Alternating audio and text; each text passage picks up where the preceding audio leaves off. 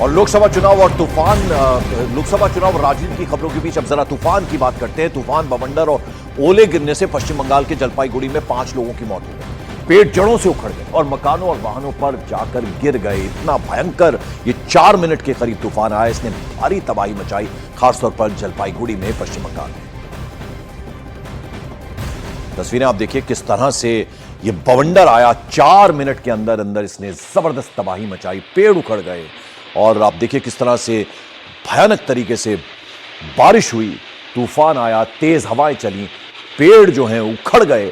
और आप देखिए हर तरफ पत्ते ही पत्ते उड़ते हुए नजर आ रहे हैं। जबरदस्त तरीके से पानी उछाल मार रहा है। और फिर उसके बाद तबाही का क्या मंजर था वो इन तस्वीरों के जरिए आप देख सकते हैं। टीन शेड्स जो हैं वो गिर गए, जगह जगह सड़कों पर पेड़ गिर गए। और ये सब कुछ 4 मिनट के अंदर अंदर हुआ। 5 लोगों की मौत हुई है जो जानकारी मिल रही है, और 100 के करीब लोग घायल भी हुए हैं।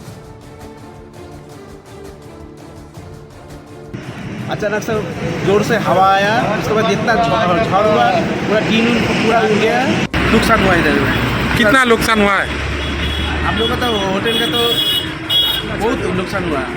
सब मिले पूरा होटल एकदम खत्म हो गया। घर बारी तो 15-20 लाख तो होगा ही। अचानक तूफान आया, जलपाईगुड़ी जिले के बहुत सारे क्षेत्र में, मैनागुड़ी विधानसभा, जलपाईगुड़ी विधानसभा में तूफान की वजह से बहुत जो नुकसान हुआ, जितना मकान था मकान ढह गया और बहुत सारे कैजुअलिटी हुआ यहाँ पे।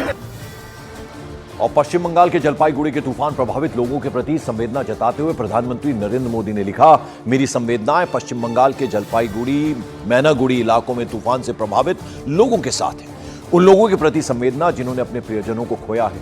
ऑफिसर्स, अधिकारियों से मैंने बात की है और उनसे भारी बारिश से प्रभावित लोगों को उचित सहायता सुनिश्चित करने को कहा है। मैं सभी भाजपा के बंगाल कार्यकर्ताओं से प्रभावित लोगों की सहायता, उनकी हेल्प करने का भी आग्रह करूंगा। ये पश्चिम बंगाल के जलपाईगुड़ी में जो तूफान आया है उसके बाद प्रधानमंत्री नरेंद्र मोदी ने एक्सपोज किया है। और इस बीच देर शाम मुख्यमंत्री ममता बनर्जी जलपाईगुड़ी के हालात का जायजा लेने और प्रभावित लोगों से मिलने के लिए पहुंची। उन्होंने इस दौरान उन इलाकों का भी दौरा किया जहां तेज हवाओं ने जमकर तबाही मचाई। 100 से ज्यादा लोगों के घायल होने की खबर है। और जैसे कि हमने आपको बताया, प्रधानमंत्री नरेंद्र मोदी ने भी जलपाईगुड़ी के लोगों के प्रति संवेदना जताई है। तस्वीरों में आप देख रहे हैं, जैसे ही तूफान आया था उसके बाद मुख्यमंत्री फौरन पहुंची। राहत की बात और राहत सामग्री पहुंचाने की बात भी उन्होंने कही। और जो लोग जिन्होंने अपनी जान खोई, उनके परिवारजनों से भी उन्होंने मिलकर संवेदना जताई।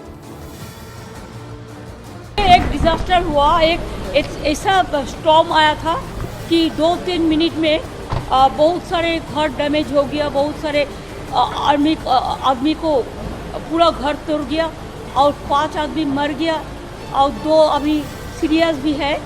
तो जो एडमिनिस्ट्रेशन को जो करना है, एडमिनिस्ट्रेशन जरूर कर रहा है, they are on the spot, और वो करेगा भी उसका काम।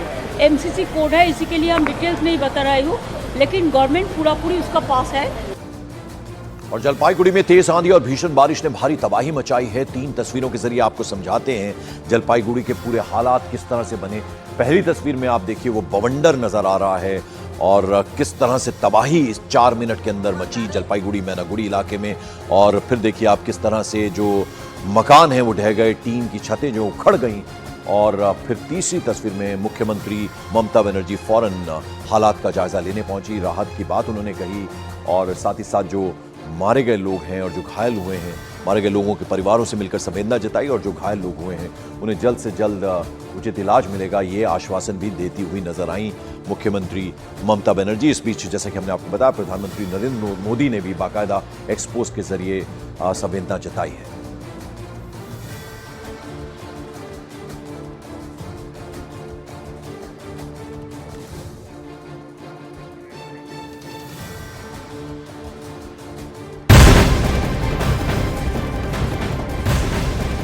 और मॉर्निंग प्राइम में अब बड़ी खबर महाराष्ट्र की सियासत से जुड़ी हुई है, जहां 4 से 6 सीटों पर फ्रेंडली फाइट ने महाविकास आघाड़ी की टेंशन को बढ़ा दिया है। लोकसभा चुनाव में महायुति को मात देने की कोशिश में जुटी महाविकास आघाड़ी की यूनिट कमजोर पड़ती दिखाई दे रही है। जानकारी के मुताबिक शिवसेना, उद्धव गुट और एनसीपी के शरद पवार गुट की जिद से परेशान होकर महाराष्ट्र कांग्रेस 4 से 6 सीटों पर फ्रेंडली फाइट के लिए अब तैयार है। तो कांग्रेस के फैसले से इस बीच उद्धव गुट और शरद पवार नाराज नजर आ रहे हैं।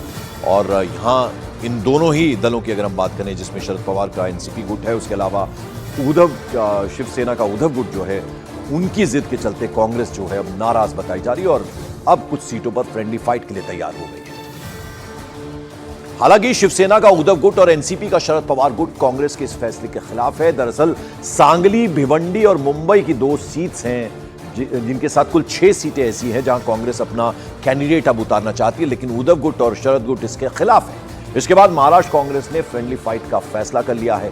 हालांकि महाराष्ट्र कांग्रेस को अभी आला कमान के फैसले का इंतजार है, यानी आला कमान से जब तक फैसला नहीं आता तब तक वो इस पर अभी फिलहाल कोई एक्शन नहीं लेंगे।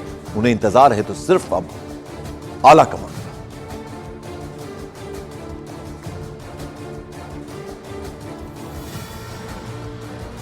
और अब ऐसे में महाविकास आघाड़ी में फ्रेंडली फाइट पर टेंशन बढ़ गई है। हालांकि ये जो प्रस्ताव है अभी कांग्रेस आला कमान के पास पेंडिंग है और महाराष्ट्र कांग्रेस के अध्यक्ष नाना पटोले का यह कहना है कि आला कमान जो भी फैसला लेगा वही किया जाएगा। क्या गड़बड़ चल रही है अभी भी बहुत मारामारी चल रही है। मैंने 2-3 जगह है, उनकी 6-7 जगह है। सुनो, अभी हो जाएगा। कार्यकर्ताओं का, नेताओं का एक मकसद तो होता है कि उनकी जगह छूटना चाहिए, उसके लिए कोशिश करना, यहाँ तक ठीक है। आखिरी इसका डिसीजन हाईकमांड लेगा। आज हाईकमांड के दरबार में ये बात हो रही है। सबने इस बात को हाईकमांड पे विश्वास रखना चाहिए। हमने अपने तरफ से पूरी बात हाईकमांड के पास रखी है। आज कुछ न कुछ फैसला हो, कार्यकर्ता करके हमें उस निर्णय की अमलबजावनी करना पड़ेगा। और मॉर्निंग प्राइम में महाराष्ट्र में महाविकास आघाड़ी से जुड़ी एक और बड़ी खबर मिल रही है। प्रकाश अंबेडकर की वंचित बहुजन आघाड़ी ने महाराष्ट्र के लिए 11 कैंडिडेट्स के नाम की एक दूसरी लिस्ट जारी कर दी। इसके बाद प्रकाश अंबेडकर के महाविकास आघाड़ी में शामिल होने की संभावना अब लगभग 0 हो गई है, 0 हो गई है। तो आपको बता दें, वीवीए के प्रत्याशियों की अब दूसरी लिस्ट जारी कर दी गई, जिसमें 11 कैंडिडेट्स के जो नाम हैं वो सामने आ गए हैं। और जिस तरह से कहा जा रहा था कि महाविकास आघाड़ी का हिस्सा होंगे प्रकाश अंबेडकर, अब ऐसा लगता नहीं है। ये दूसरी लिस्ट उनकी तरफ से जारी कर दी गई, जिसमें 11 कैंडिडेट्स का नाम है। तो अब ये एक साथ चुनाव लड़ेंगे, ये महाविकास आघाड़ी में शामिल होंगे प्रकाश अंबेडकर। इसकी संभावना अब एकदम 0 नजर आ रही है।